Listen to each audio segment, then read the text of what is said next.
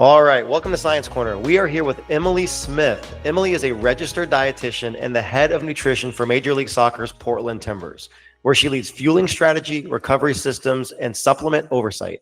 A former collegiate soccer player, Emily has worked across elite environments, including NCAA athletics at Texas Christian and high performance menu development with the Baltimore Ravens.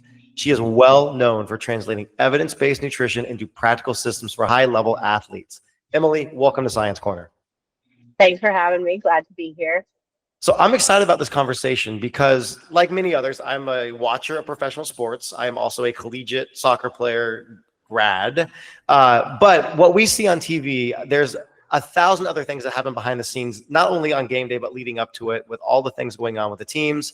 You're a big part of that. And so I want to get into that. But before we start, walk us through your background, your training. How, like, you kind of have a dream job for a lot of people. How did you ultimately become the head of nutrition for the Portland Timbers? I would be lying if I didn't say luck. I mean, this job opportunity just kind of fell into my lap. I was previously at TCU and I just started to scroll online looking for that next opportunity. I'm sitting there and I'm like, whoa, I might actually get this job.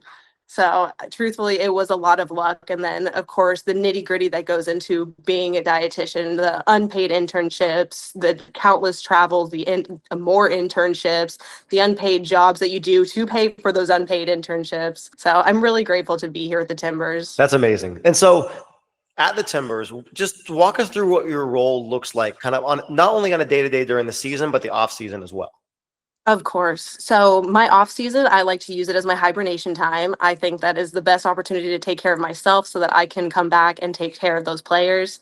For a day-to-day operations, nothing is the same. Usually we do have a very strict schedule when it comes to our training, when we are eating breakfast and lunch, and then of course, like, when it comes to our games and getting ready for those games. However, every day can be different. So it could be somebody comes in with a tummy ache, or, it's just a general see everybody at the breakfast line, make sure that they're getting fed, ready to go into pillar prep and get out to training. But I would say just kind of starting off, it starts with hellos, and it's always your good morning, your greetings, you're checking in with your guys, you're saying hi to your staff, and you're making sure everybody's on the same page to tackle the day. Awesome.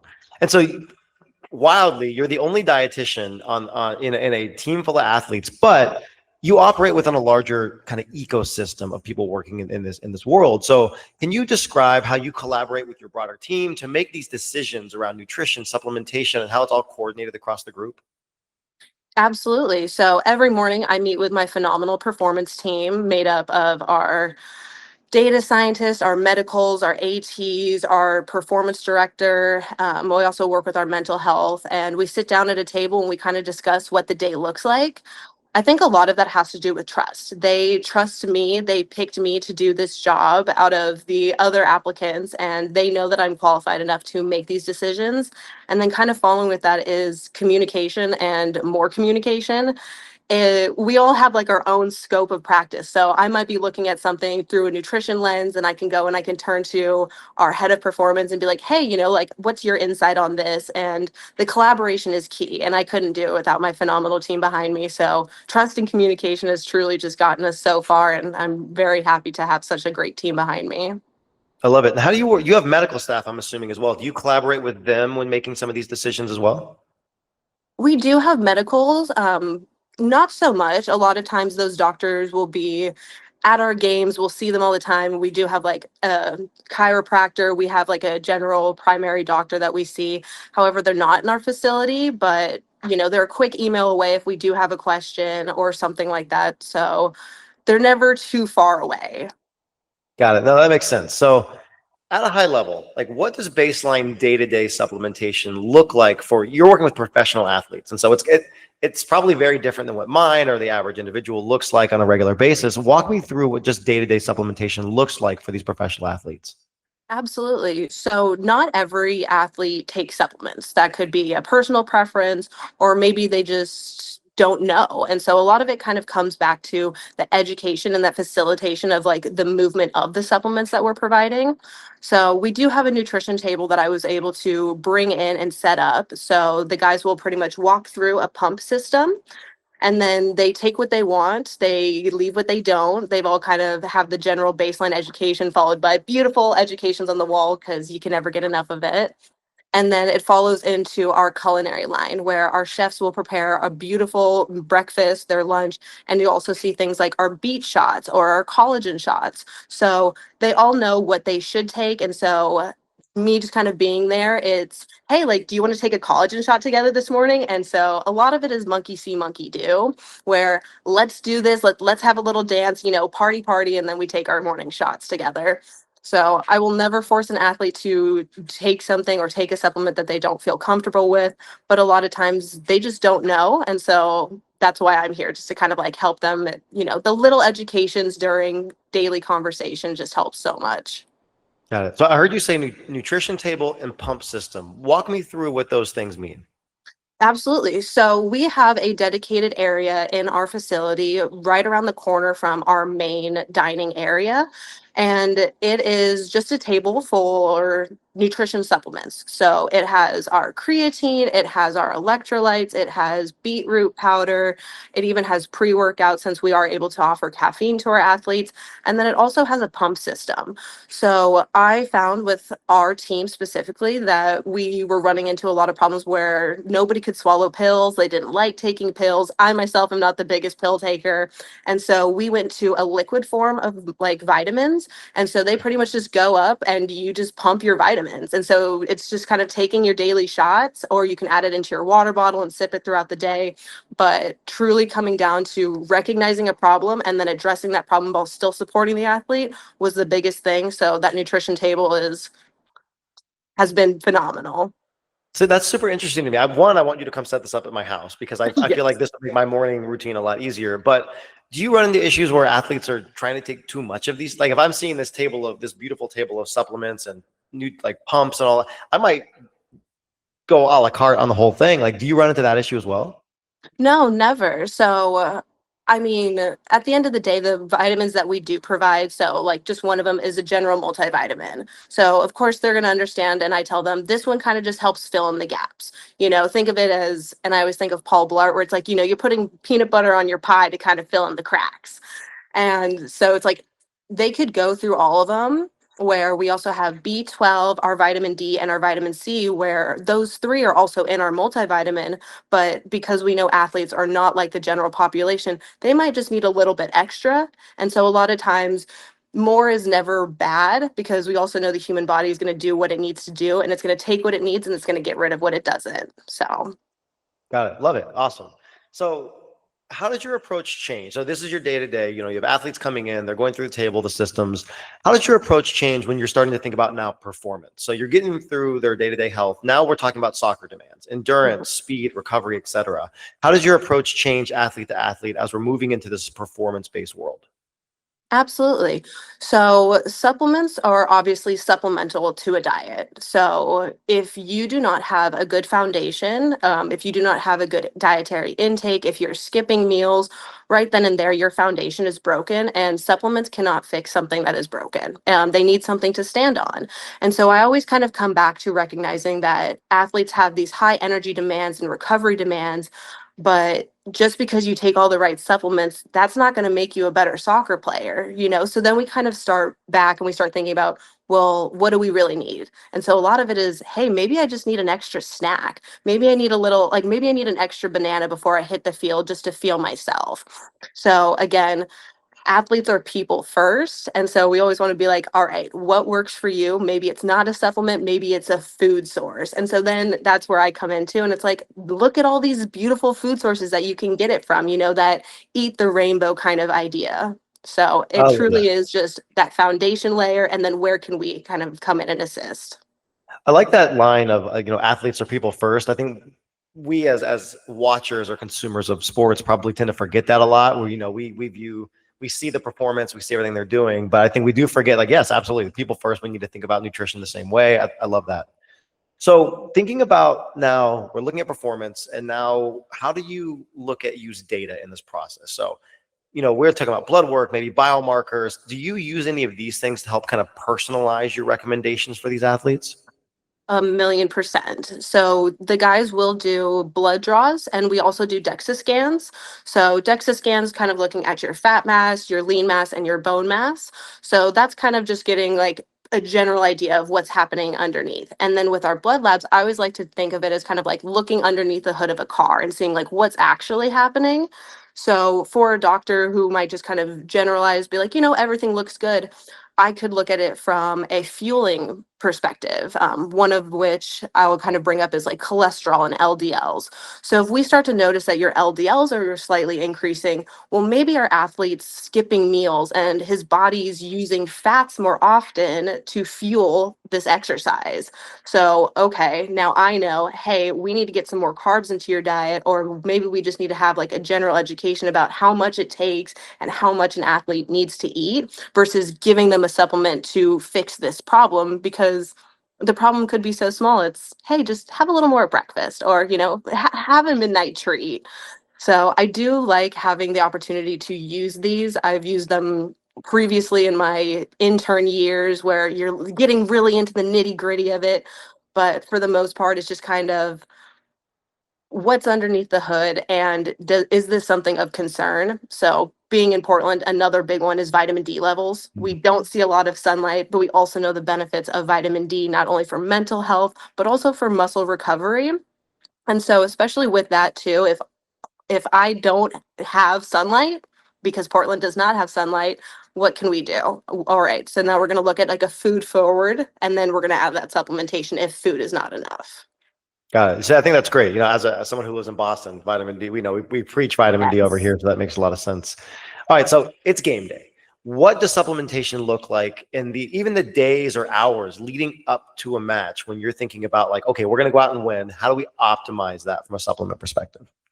Absolutely. So game days can be a little tricky. So if it's a home game, I do not see the players until about 5 p.m. So I hope and I entrust in them that they are doing what we have practiced, what we have preached, preparing for the game, how they know. So their morning routine is their morning routine, and I will never disrupt that. When they come in, I always make sure that there is a bunch of fresh cut fruit. And this is kind of where we start that pre-fueling. We're getting ready, we're preparing our bodies for a 90 minutes of high intensity work on a pitch. So whether it's a honey stinger waffle, whether it's something specific to our players, at the end of the day, like it is going to be a food forward. I try not to give too much because also it might not just sit well. And because I'm not going to see them all day, they probably have taken their multivitamin, their omega, whatever they needed to do to be successful for what they want. But then also just kind of me and my role is let's make sure we can get out there and we can crush it because we have about an hour and a half to do so, guys. Got it. Love it. So then, that makes sense, right? Like then you kind of almost, do you prefer away games in that regard because maybe you have a little more control or a little more time with the players leading up to the match? I would say yes and no. I mean, for a travel game, usually I see them for breakfast, I'll see them for pregame meal. So I kind of get a better idea of what they're putting into their bodies prior to kickoff, which does really help because then I can kind of step in and be like, hey, today's a game day. Like, let's make sure we're getting those extra carbs, make sure, like, we're preparing. Oh, my goalkeeper, let's focus on some brain foods, things like that, where you do get a little bit more of a connection to the actual plate to performance, which is nice. But then also because you're traveling, you don't have a lot of the things that you might normally have. And then even myself, where did I travel with my blender? Did I pack enough collagen? Did I bring that specific supplement that that player really wants? So a lot of times it can change. And so I find that travel can be a little bit difficult. But here in my 2.5 year, I've kind of worked around it. And, the guys are really good and they're so wonderful. And they give me a lot of grace sometimes because, not everybody's perfect and I've forgotten things. But I'd say I prefer home games. Okay, got it. I love that. Okay, so during the match itself, we've got through pregame, we've got everything set up, and then so with the match has started, we get to maybe halftime, even postgame. What are you thinking about during the game, maybe at halftime, immediately after, from like a support perspective as you play your role in the team during game day? Oh my goodness. When I watch some of the guys run and play, my biggest thing is I'm like, they're so sweaty. they're so sweaty and they're just, I was like, hydration. So for me, that's always a really big one because I mean, when we do travel to places like Texas, that's something that us Portlandites are not used to is high humidity, high heat. So I'm watching them sweat and I'm like, all right, how are we going to replenish? How are we going to get out there? Please do not cramp. Do I have things if they do cramp? So that's always one big one. And then just kind of focusing like, after the game is the refuel and that rehydrate. So I die on the hill of chocolate milk is the best recovery drink, but also too, I am providing the post-match meal where some days it might be pizza and a beautiful spread on the buffet line, or it's individually boxed meals for them, depending on if we're getting on a plane or not. So I always like to think of refuel and rehydrate, and those are my biggest things. So sweaty boys need lots of water and lots of recovery. And then also too, you just busted your butt. Let's put some food in you now. Yeah, I love a good chocolate milk reference. I think that's great. So what players are probably being approached with supplements all the time. They're getting information all over the place. Do players ever either take supplements or bring supplements to you that you haven't recommended? And if so, how do you handle these types of situations? I've had in the past a couple of players bring me bottles that their wife got them or that they were given by a friend or a family. And the relationships that I've built with the players has really allowed them to feel more comfortable to be like, hey, this was given to me. Is this okay to take? And so I've taken supplements and been like, hey, this is bought on Amazon. This is not suitable for somebody like yourself. So let me find something that's going to be safer, probably a little bit better. And I will just go ahead and provide it. So I do have a little stowaway area where I've had products given to me where I'm like, these are just gonna die here.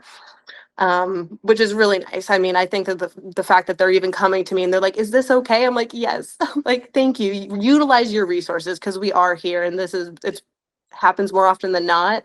And then it also happens with staff too, where they'll bring something and they're like, "Well, my wife got me this," and I'm like, "Oh, okay," And so then I get to kind of see like behind the scenes of their life, which is really nice as well. So that's interesting to me. So we are taking away the supplements that we don't trust. How are you then making, what are you using to make recommendations for ones that you do trust? Or like, what are you looking for? Like certifications, testing? What are the things that make the most sense for you and feeling confident recommending supplements to your players or even your staff? Absolutely. So I always look for either an NSF safe sport, an informed sport, and typically it's going to be very obvious on a bottle. And so, I mean, I've done it with our younger groups where I give them a handful of supplements and I'm like, can you guys find this? Because there might be an opportunity where you and mom are going to Costco and she's like, hey, this is great. And it's like, well, mom, it doesn't say that it's safe. Like, there's nothing that says third party tested. And so I think a lot of that just kind of comes back to, are my athletes educated and do they know what they're looking for? So, having previously worked in NCAA sports and now into professional sports, I definitely see the difference where at one point in my career, I wasn't able to give caffeine and now I'm able to give caffeine. So, is it a safe, reliable source of caffeine versus, oh my gosh, I can't give this to you at all? That's super interesting. And you mentioned they're working with the younger players. So I know that the Portland Timbers have a youth academy. Correct. How did your approach to supplementation change from like your pro athletes versus your under 18s? I was going to say they stay very similar. It is always a food forward approach, always. Because I do the same exact thing where it is so easy to just take a pill and just be like, oh, like supplementation, like I'm better. But also, what types of food am I putting into my body that kind of equate to the same thing that is in this pill form? And so when it comes to our younger kids, a lot of the time, it's the encouragement of, I would really like you to go grocery shopping with your parents. Be a part of the experience, be in the kitchen with them, help them be like, Mom, Dad, I really want to, whatever their goal might be. So, it's like, how can they get into that? Well, you have to be involved. And so it's like, of course, you meet a 16-year-old boy who's never gone grocery shopping in his entire life. And it's like, yeah, go shopping with your mom and see how she buys stuff, like why she picked that. Because as kids, as an adult, we're curious. And so I think a lot of times it kind of comes back to the parents where they want to be informed. They want to make sure that their child is set up for success, just like all of us do, no matter what age. And so a lot of times they don't know themselves. And it can be as easy as providing a grocery shopping list that would fit an athlete's needs, providing snack suggestions, where I'm a very big T3 and Uncrustable type girly, and applesauce is great. So it just depends. But I always say that parents can heavily influence all the younger 18s, where of course you're living at home. So kids, get involved, get in the kitchen. It'll help you, I swear. I love that. So I want to circle back to like the choosing of the right supplement and how you're evaluating them. So beyond certifications, what other quality markers are you looking for when evaluating supplements? Is it label accuracy, ingredients, transparency? Like what really are you getting into when you're making these recommendations? So I really enjoy ingredient lists. I am the worst person to go grocery shopping with because I will sit there and I look at every single box, not judging them, but just out of curiosity. And I'll use protein powder as an example. So it's like if you were to look at a protein powder, well, what type of protein is it? Is it a whey? Is it a casein? Is it egg based? Is it a plant based? Okay, well, so like, does that fit your meat, like your needs?